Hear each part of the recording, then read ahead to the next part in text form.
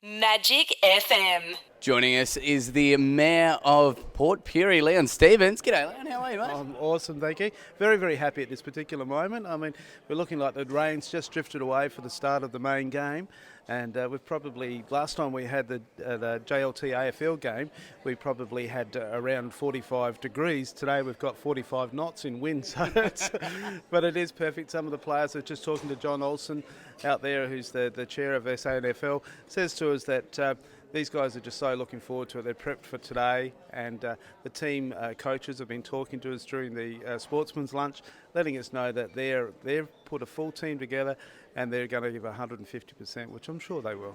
Which, I mean, even the games that we've been watching, we watched a few of the women's games, we watched some of the early ones as well, and it's just been that for a collaborative team, teams that they don't usually play in, people have been playing to like a really high level. Oh, absolutely. From this particular round, they'll pick their best side, which will play in Western Australia in 2 weeks' time. So it's not a lot of time spent to build a team rapport, but there's a lot of selectors throughout the games. But what about those women? Aren't they tough? It's aggressive.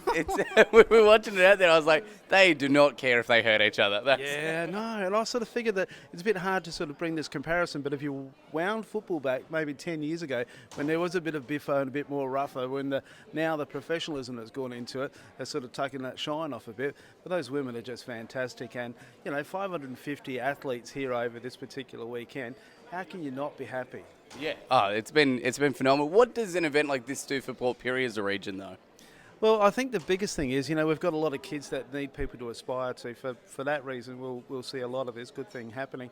But the economic multiplier, particularly, if you wanted to look at it that way, our regions, special events are very high on our agendas to make things happen within the region, and I think this one is one of the best ones. When we did the JLT AFL game, there was about $660 million generated in the region from this particular games going forward.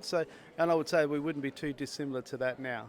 And with the recent, the complex looks amazing in here as well. And with the move of the Masters games previously, it's really establishing Port Pirie as a bit of a hot spot for sporting events. Would you say? Absolutely, yeah. And this is not all. I mean, we've got a cricket championship coming up here as well later in the year, and also a bowling championship coming up, because we've done that in the sports precinct zone.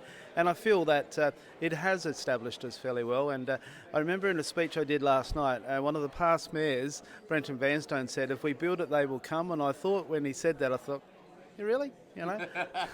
But I got to tell you, it was right. I mean, we've built it. We've spent a lot of time. There's 9 years worth of planning, 17 councillors, 3 mayors and 2 CEOs to get to this stage.